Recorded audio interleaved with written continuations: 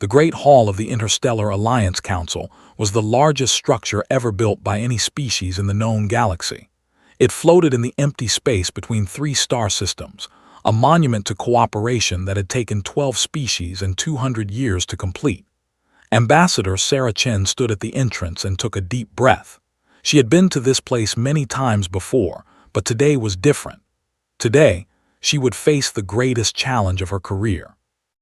The message had arrived at Earth 3 days ago. The Vorthan Empire, a brutal civilization from the outer rim of the galaxy, had declared war on the Alliance. They had already destroyed 2 colony worlds and killed millions of innocent beings. The Alliance Council had called an emergency meeting, and every member species had sent their best representatives to discuss what should be done. Sarah walked through the massive doors and into the council chamber. The room was circular, with seats arranged in rising tiers around a central platform. Each section was designed for a different species, with special atmospheres and gravity fields to keep everyone comfortable. The air was filled with the sounds of alien languages, translated by small devices that everyone wore. She found her seat in the human section and sat down. To her left was Admiral James Morrison, the commander of Earth's military forces. To her right was Dr. Elena Rodriguez, the leading expert on Vorthan culture and psychology. They were the best team humanity could offer, and Sarah was proud to work with them. The council chairman, a tall being from the Zentari species with blue skin and 4 arms, stood on the central platform and raised his hands for silence. His name was High Counselor Tharix, and he had led the Alliance for the past 50 years. He was known for his wisdom and fairness, but today his face showed only worry. "Fellow members of the Interstellar Alliance," Tharix began, his voice deep and serious. "We face a threat unlike any we have known before. The Vorthan Empire has broken the peace that our ancestors worked so hard to build. They have killed our people, they have destroyed our homes, and they have made it clear that they will not stop until every world under our protection belongs to them." The chamber erupted in noise. Delegates from a dozen species shouted questions and demands. Some called for immediate military action. Others urged caution and negotiation. The chaos continued for several minutes before Tharix could restore order. "Please, my friends," he said, "we must remain calm. Panic will not save us. We need a plan, and we need it quickly." One of the Krelix delegates, a small creature covered in gray fur, stood up and spoke. "High Counselor, with respect, I do not see how we can win this war. The Vorthan fleet outnumbers our combined forces 3 to 1. Their weapons are more powerful than ours. Their soldiers are stronger and faster than any of our species. What hope do we have?" Murmurs of agreement spread through the chamber. Sarah watched as fear began to take hold of the assembled delegates. She understood their feelings. The Vorthan were indeed a terrifying enemy. They were a warrior race, bred for battle over thousands of generations. Their bodies were covered in natural armor, and they could survive injuries that would kill most other beings. Their ships were fast and deadly, designed for one purpose: conquest. But Sarah also knew something that many of the other delegates did not. She knew that humanity had been preparing for this moment for a very long time. When Earth had first made contact with the Alliance 80 years ago, humans had been seen as weak and primitive. They had no natural weapons, no special powers, no obvious advantages. Many species had wondered why the Alliance had even bothered to accept them as members. Over the decades, however, humanity had proven its worth in subtle ways. Human scientists had made important discoveries. Human traders had built profitable businesses. Human artists had created works that touched hearts across the galaxy. But humanity's greatest strength had always been something else, something that other species often overlooked. Humans were survivors. They had evolved on a dangerous world filled with predators and disasters. They had fought each other for thousands of years, developing weapons and tactics that grew more sophisticated with each generation. They had learned to work together in groups, to plan for the future, to adapt to any situation. And above all, they had learned to never give up, no matter how bad things seemed. Sarah stood up and walked to the edge of the human section. "High Counselor," she said, her voice clear and strong, "may I address the council?" Tharix looked at her with surprise. Humans rarely spoke in council meetings, preferring to listen and observe, but something in Sarah's eyes made him curious. "You may proceed, Ambassador Chen." Sarah took a moment to gather her thoughts. She knew that what she was about to say would shock many of the delegates. It would change how they saw humanity forever, but she also knew that it was necessary. "My fellow council members," she began, "I understand your fear. The Vorthen are indeed a powerful enemy, but I want to tell you something about my species that you may not know. We are not as weak as we appear." She paused and looked around the chamber. Every eye was on her. "For the past 80 years since we joined the Alliance, humanity has been studying war. Not just our own wars, but the wars of every species in this council. We have read your histories. We have analyzed your battles. We have learned from your victories and your defeats, and we have used that knowledge to prepare ourselves for a day like this one." The Krelix delegate spoke again. "With respect, Ambassador, what could your species possibly know about war that we do not? The Krelix have been fighting for 10,000 years." Sarah smiled. "And in those 10,000 years, how many times have the Krelix fought against an enemy that was physically stronger, more numerous, and better equipped?" The delegate paused. "Never," he admitted. "We have always had the advantage in such matters." "Exactly," Sarah said. "But humans have fought those battles many times. Our history is filled with stories of small groups defeating larger armies, of weak nations standing against powerful empires, of ordinary people achieving impossible victories. We have learned that war is not won by strength alone. It is won by intelligence, by strategy, by courage, and by the willingness to do whatever is necessary to protect what we love." Admiral Morrison stood up beside her. "The ambassador speaks the truth. Earth's military forces have been training for a conflict like this one since we first learned of the Vorthen threat 15 years ago. We have developed new weapons, new tactics, and new strategies specifically designed to counter their advantages. We may not be the strongest species in this alliance, but we believe we can help you win this war." The chamber fell silent. Sarah could see the doubt in many faces, but she could also see something else: hope. For the first time since the meeting had begun, some of the delegates were looking at each other with something other than fear. High Counselor Tharix stepped forward. "These are bold claims, Ambassador. What proof do you offer?" Sarah nodded to Dr. Rodriguez, who activated a holographic display. Images appeared in the center of the chamber, showing Earth's military installations, training exercises, and weapons systems. The delegates watched in amazement as they saw things they had never imagined possible. "We call this program Project Guardian," Sarah explained. "It represents the combined effort of every nation on Earth, working together for a common purpose. We have spent decades preparing for this moment, investing our resources, training our people, and developing technology that we believe can turn the tide of this war." She looked at Tharix directly.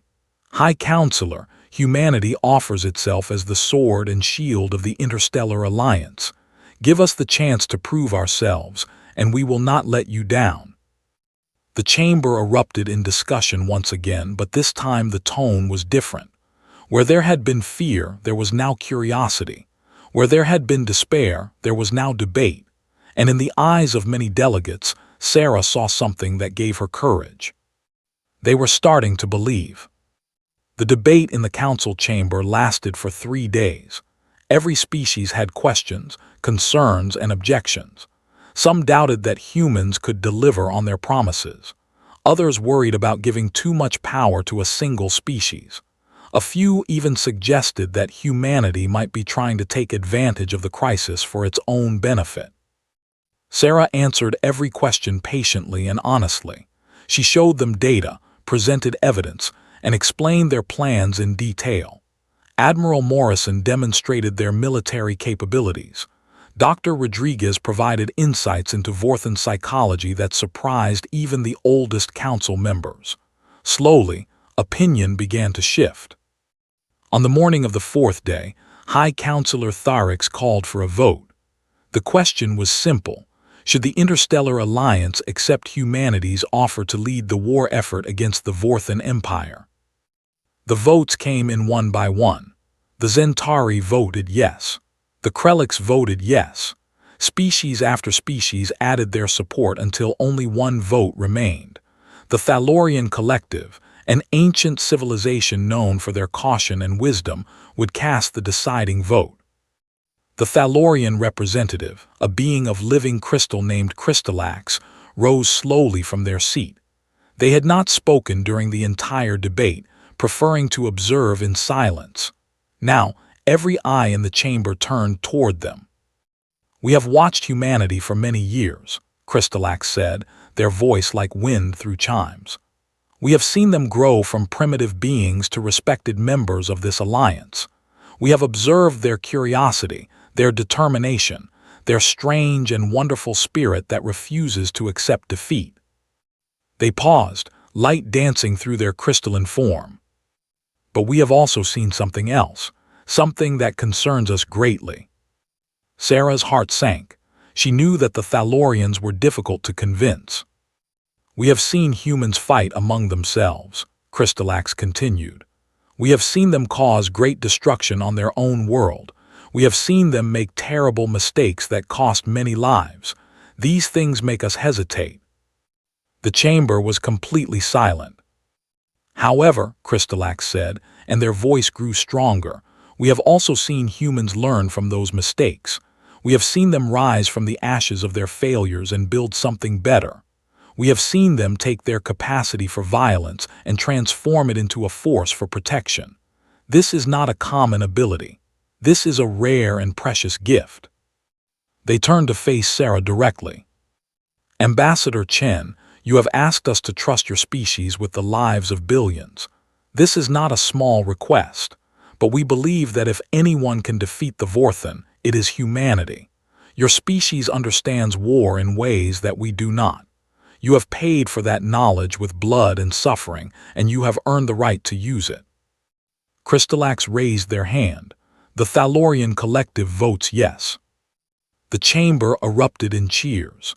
Sarah felt tears forming in her eyes as delegates from across the galaxy congratulated her and her team. It was a moment she would never forget. High Counselor Tharix raised his hands for silence. "The vote is complete. By unanimous decision, the Interstellar Alliance hereby recognizes humanity's leadership in our war effort against the Vorthan Empire. May the stars guide us to victory." But even as Sarah celebrated, she knew that the hard work was only beginning. They had convinced the Alliance to trust them. Now they had to prove that trust was deserved. The Vorthan fleet was already moving toward Alliance space.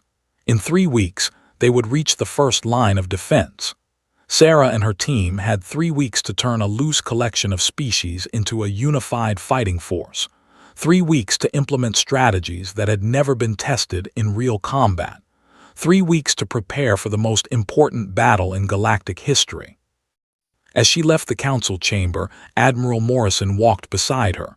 "Well done, Ambassador," he said, "but you know as well as I do that this was the easy part." Sarah nodded. "I know, but we've faced impossible odds before." Morrison smiled grimly. "Let's hope our luck holds." They walked toward the shuttle bay, already planning their next moves. The fate of the galaxy now rested on human shoulders, and Sarah was determined not to let anyone down. The war room aboard the Alliance flagship Victory was filled with holographic displays showing the positions of both fleets. Admiral Morrison stood at the central console, surrounded by military advisors from 12 different species.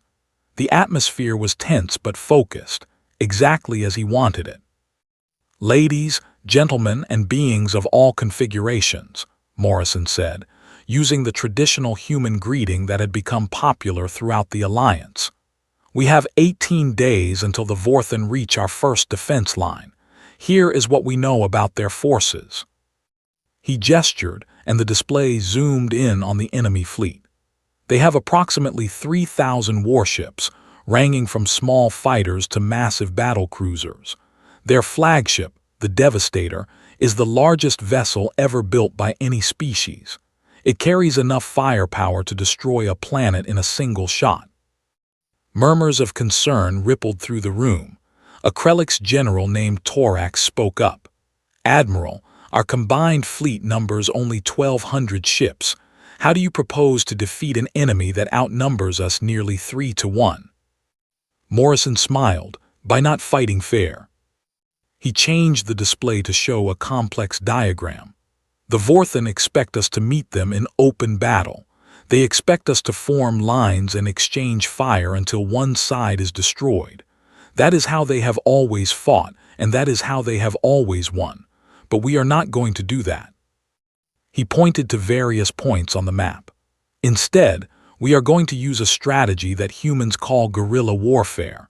We will strike at their weak points, disrupt their supply lines, and force them to spread their forces thin. We will make them chase shadows while we slowly wear them down."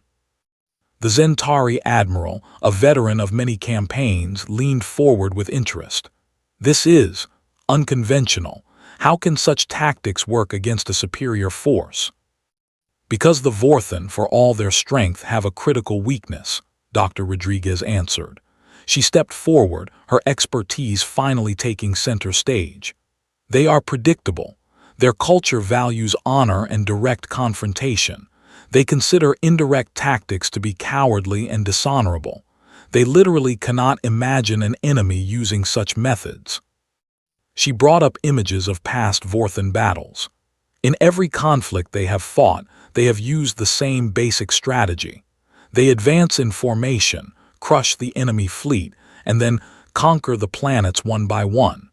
They have never faced an opponent who refused to play by their rules." Morrison nodded. "We are going to change the rules. Our first move will be to hit their supply convoys. The Vorthen fleet needs massive amounts of fuel and ammunition to operate. If we can disrupt their logistics, we can slow their advance and buy ourselves more time." Over the next several hours, Morrison laid out his complete battle plan. It was complex and risky, requiring perfect coordination between species that had never fought together before. But it was also brilliant, taking advantage of every weakness in the Vorthen strategy while protecting the Alliance's strengths. When the briefing ended, the alien commanders looked at each other in amazement. The Zentari admiral approached Morrison. "In 400 years of military service, I have never seen a plan like this. It is beautiful, terrible, and beautiful." Morrison accepted the compliment with a nod. "War is an ugly business, but sometimes ugly problems require creative solutions." As the commanders dispersed to begin preparations, Sarah Chen pulled Morrison aside. "Do you think it will work?" Morrison was quiet for a moment. "Honestly, I don't know. There are 1,000 things that could go wrong, but I do know one thing: if we fight the Vorthen on their terms, we lose. This plan gives us a chance. That's more than we had yesterday." Sarah understood. In war, sometimes a chance was all you could hope for. The following days were a blur of activity. Human trainers worked with Alliance pilots, teaching them new tactics and maneuvers.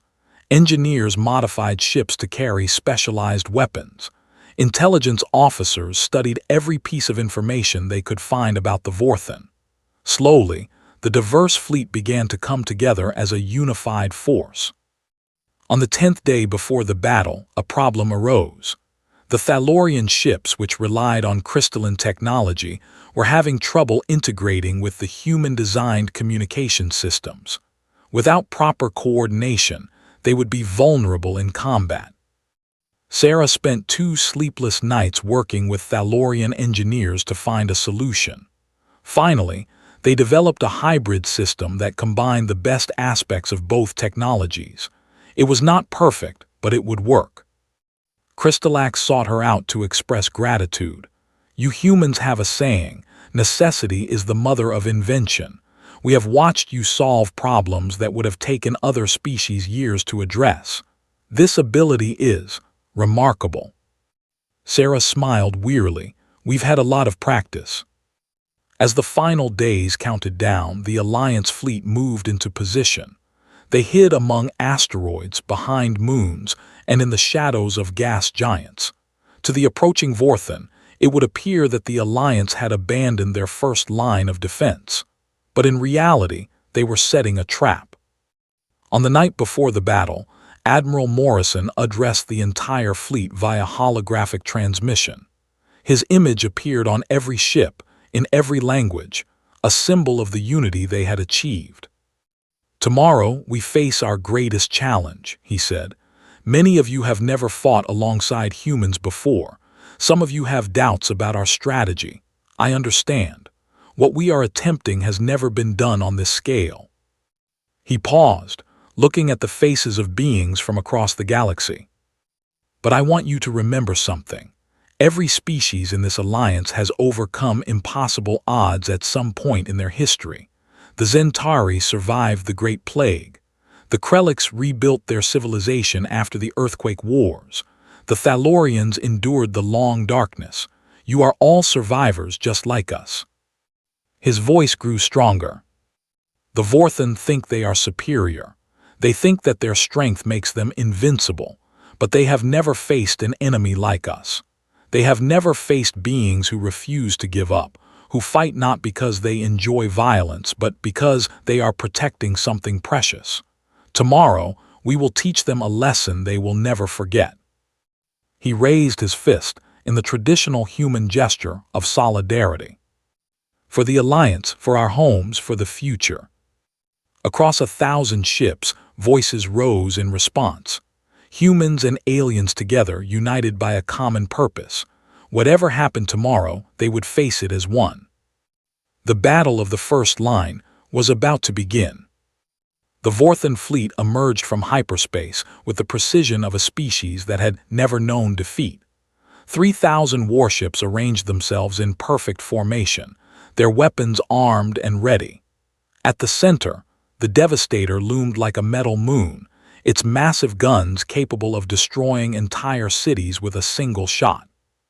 Fleet Commander Grokath stood on the bridge of the Devastator, surveying the space ahead with contempt. According to his scouts, the Alliance had abandoned their defensive positions. Their pathetic little fleet was nowhere to be seen. The victory would be even easier than expected. "All ships advance at standard speed," he ordered. "The cowards have fled. We will chase them to the center of their territory and crush them there." His officers obeyed without question. The Vorthan did not tolerate hesitation or doubt. They were warriors born to conquer, and nothing in the galaxy could stand against them. Or so they believed.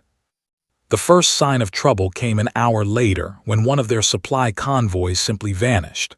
One moment, 50 transport ships loaded with fuel and ammunition were traveling toward the main fleet. The next moment they were gone. No distress signals, no wreckage, nothing. Grokath frowned. "Find them," he ordered. "They cannot have simply disappeared." But as his scouts searched, another convoy was hit, and then another. Within 3 hours, the Vorthan had lost a quarter of their supply ships without firing a single shot. "This is impossible," Grokath snarled. "Where are the enemy?" On the bridge of the Victory, Admiral Morrison watched the reports come in with grim satisfaction. The first phase of his plan was working. Human-designed stealth ships, crewed by mixed teams of humans and Zentari, were striking at the Vorthan supply lines with surgical precision. They attacked, destroyed, and disappeared before the enemy could respond. "Phase 2, Morrison ordered. "Draw them out." A small squadron of Alliance ships suddenly appeared at the edge of the Vorthan formation. They fired a few shots, not enough to cause real damage, but enough to draw attention. Then they turned and fled. On the Devastator, Grokath saw his opportunity. There, after them, destroy those insects. 100 Vorthan warships broke formation to chase the fleeing Alliance ships. They were the fastest vessels in the fleet, crewed by the most aggressive warriors. They pursued their prey into an asteroid field, eager for battle. They never came out. The asteroid field had been carefully prepared. Alliance ships were hidden among the rocks, waiting in ambush. As the Vorthan ships entered, they found themselves surrounded by enemies attacking from all directions. The asteroids themselves had been rigged with explosives that detonated at precisely the right moments. In 20 minutes, the 100 Vorthan ships were reduced to floating debris. Grokath received the news with growing fury. How is this possible? These primitives cannot defeat our warriors. But they were defeating them, one battle at a time. Throughout the day, the Alliance continued its guerrilla campaign. Small groups would appear, provoke a response, and lead Vorthan ships into carefully prepared traps. Every engagement cost the Vorthan more than they could afford. By nightfall, the Vorthan fleet had lost 400 ships without ever engaging the main Alliance force. Their supplies were running low, and morale was beginning to suffer. For the first time in their history, Vorthan warriors were feeling something unfamiliar: doubt. On the Victory, Ambassador Sarah Chen received reports from across the fleet. The strategy was working, but they were taking losses too. Brave beings from every species had sacrificed their lives to set traps and spring ambushes. Their names would be remembered forever, but that knowledge could not bring them back. Dr. Rodriguez approached her with concern. "Ambassador, I've been studying the Vorthan communications. Their commander, Grokath, is becoming increasingly angry. That's good for us in the short term, but angry Vorthan can be dangerously unpredictable." Sarah nodded. "What do you recommend?" "I think it's time for Phase 3. We need to push them toward a mistake they cannot recover from." Phase 3 was the most dangerous part of Morrison's plan.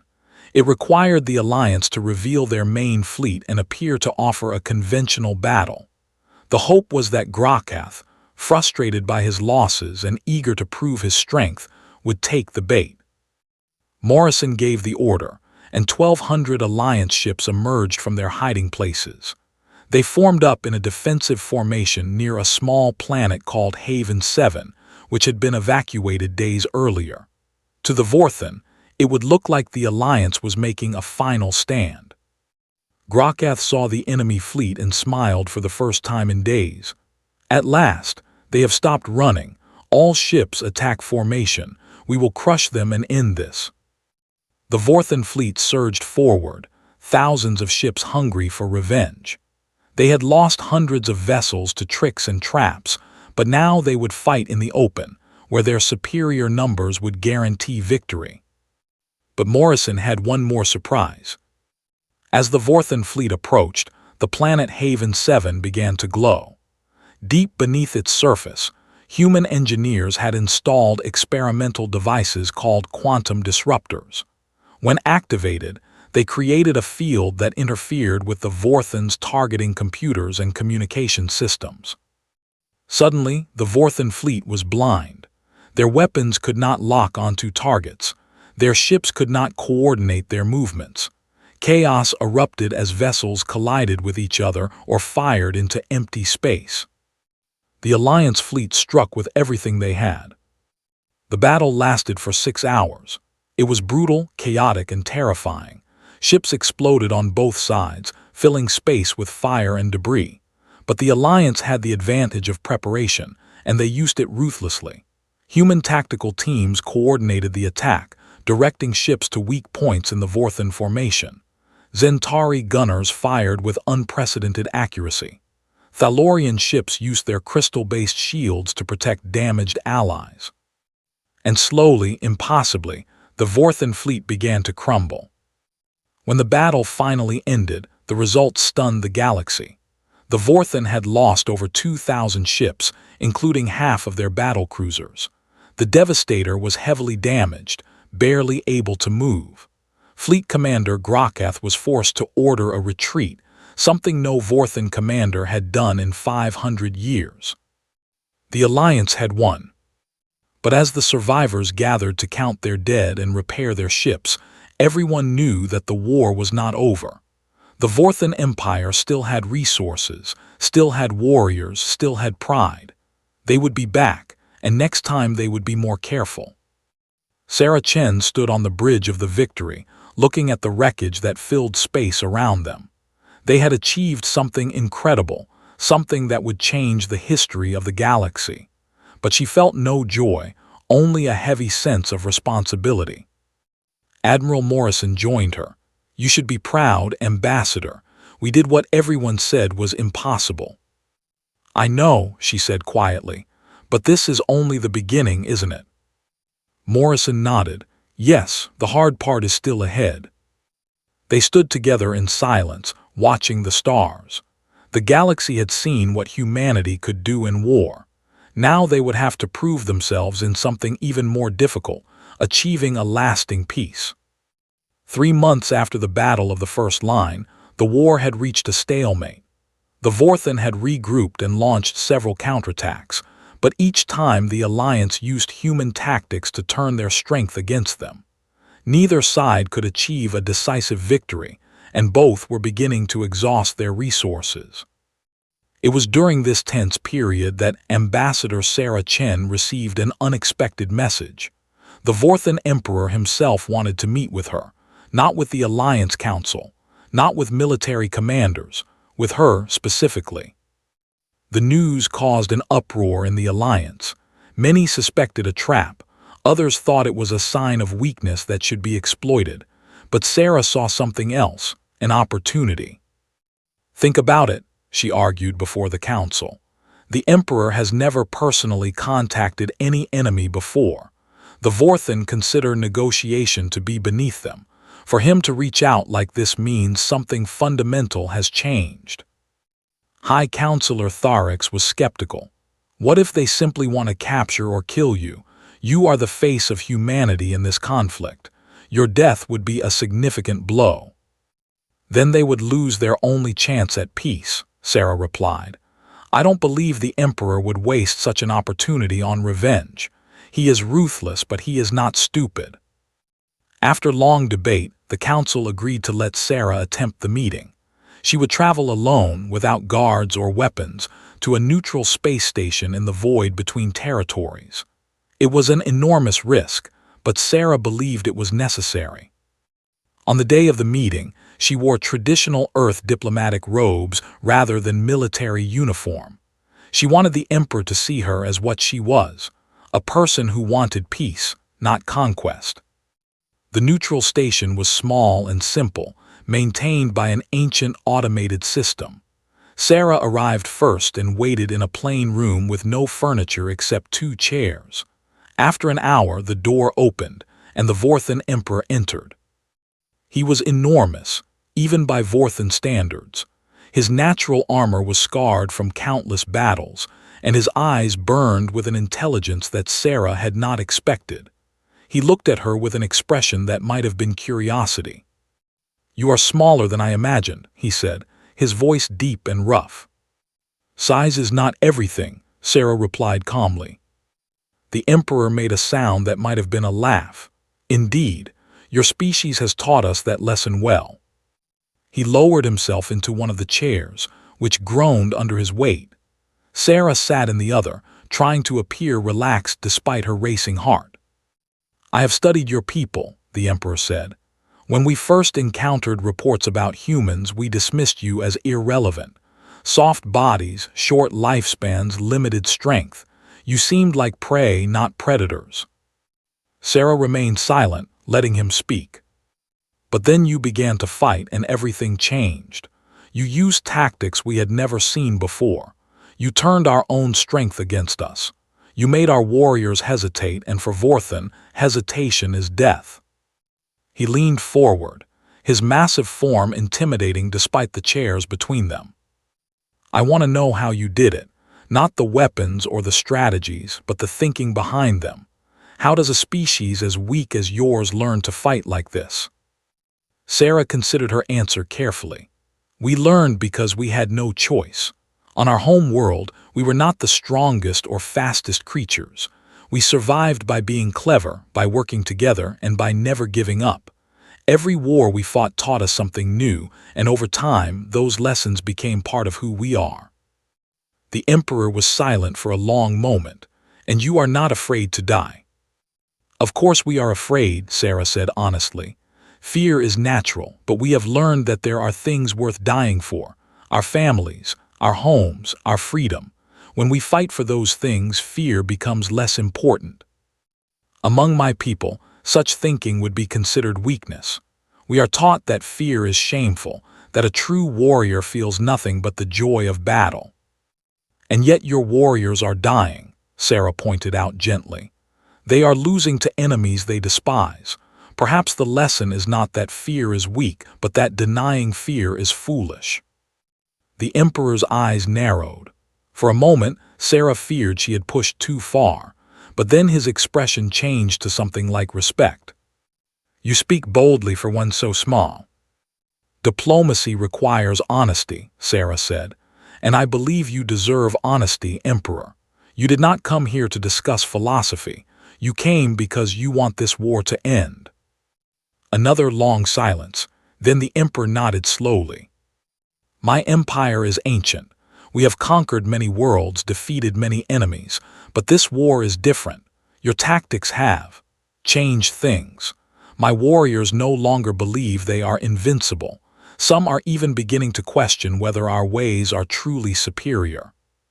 He stood and walked to the small window that looked out at the stars. I could continue this war for many more years. We have the resources, the soldiers, the will. But what would we win? A galaxy filled with resentment, with species who will never truly submit, with endless rebellion and resistance. He turned back to face her. I do not want that future. I want something else, something I never thought possible before meeting humans. What do you want? Sarah asked. Respect, the Emperor said simply. I want the galaxy to respect the Vorthan, not fear us. I want my people to be known for more than destruction, and I believe your species can help us achieve that. Sarah stood, her heart pounding with hope. If you are willing to make peace, truly make peace, then yes, we can help you. The Alliance can help you. There will be conditions, the Emperor said. Guarantees that my people will not be humiliated or marginalized. Our warriors must have purpose, or they will become dangerous. Then give them a new purpose, Sarah suggested. The galaxy is vast and full of dangers that threaten everyone. Pirates, natural disasters, unknown threats from beyond our space. What if Vorthan warriors protected the galaxy instead of conquering it? The Emperor considered this. It was a radical idea, completely contrary to everything his culture believed. But he was old enough to know that survival sometimes required change. You are offering us a place in your alliance. I am offering you a chance to build something new, Sarah said. The war has shown what happens when our peoples fight each other. Imagine what could happen if we worked together instead. The negotiations continued for hours, then days, then weeks. There were setbacks and arguments, moments when everything seemed ready to collapse. But Sarah persisted, using every skill she had learned over her career. She listened when the Emperor needed to speak, compromised when possible, and stood firm when necessary. Throughout the process, she learned something surprising about the Vorthan. Behind their warrior culture was a deep sense of honor and loyalty. They did not break their promises. They valued strength not for its own sake, but because it meant the ability to protect what they loved. In many ways, they were not so different from humans. After 6 months of negotiation, the Treaty of Unity was signed in the Great Hall of the Alliance Council. The Vorthan Empire officially ended its war of conquest and joined the Interstellar Alliance as a full member. In exchange, they were given responsibility for protecting the Alliance's borders against external threats, a role that satisfied their warrior traditions while serving the common good. The ceremony was witnessed by delegates from every species in the Alliance. When Sarah Chen and the Vorthan Emperor clasped hands, or rather, when Sarah clasped one of the Emperor's massive fingers, the hall erupted in cheers. It was a moment that would be remembered for generations. High Counselor Tharix approached Sarah afterward. When you first asked to address the council, I thought you were a young diplomat with more courage than wisdom. I was wrong. You have achieved something remarkable. Sarah smiled wearily. I didn't do it alone. Every species in the Alliance contributed. True, Tharix agreed. But it was humanity that showed us a new way. Your tactics saved us in war, and your diplomacy brought us peace. The galaxy owes your species a great debt. That evening, the Alliance Council passed a historic resolution. It officially recognized humanity as the leaders in tactical warfare and diplomacy within the Alliance. It was unprecedented for any single species to receive such recognition, but after what had happened, no one objected. Admiral Morrison found Sarah standing on the observation deck of the Alliance station, looking out at the stars. "Quite a day," he said. "Quite a year," she replied. "What are you thinking about?" Sarah was quiet for a moment. "I'm thinking about all the people who made this possible, the soldiers who died in battle, the scientists who invented new technologies, the diplomats who spent endless hours negotiating. Everyone played a part." "That's what makes humanity special," Morrison said. "We're not the strongest or the smartest or the longest-lived, but we know how to work together, we know how to adapt, and we never ever give up." Sarah nodded. "The galaxy has recognized what we can do in war and diplomacy, but I think our greatest achievement is still ahead of us." "What's that?" "Building a future where war and diplomacy are no longer necessary. A galaxy where every species trusts each other so completely that conflict becomes unthinkable." Morrison laughed. "That's an ambitious goal, Ambassador." "Humanity has always been ambitious," Sarah replied with a smile. "It's one of our best qualities." They stood together, watching the stars. Somewhere out there, on thousands of worlds, beings of every species were celebrating the new peace. Children who had never known a time without war were learning about the heroes who had ended it. Scientists and artists and dreamers were imagining what the future might hold. The Interstellar Alliance had recognized human supremacy in tactical warfare and diplomacy. But for Sarah Chen, the true victory was something simpler: the knowledge that tomorrow would be better than yesterday, and that humanity had helped make it possible. The stars stretched endlessly before her, each one a sun with its own worlds, its own stories, its own potential. And among them, a small species from a small planet had proven that size and strength were not the measure of greatness. The humans had arrived, and the galaxy would never be the same.